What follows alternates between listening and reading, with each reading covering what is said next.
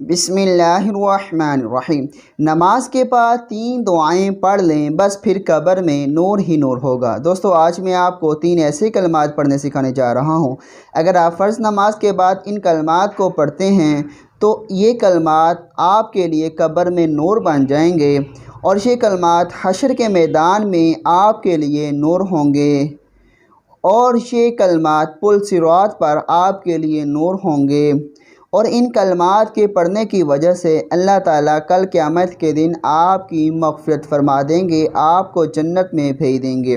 تو آپ نے کوشش کر کے ہر فرض نماز کے بعد ان کلمات کو ضرور پڑھنا ہے۔ کلمات کیا ہیں؟ نمبر 1، اللہ اکبر کبیرا عدد الشفع والوتر۔ نمبر 2، وکلمات اللہ التامات الطیبات المبارکات۔ نمبر 3، ولا الہ الا اللہ۔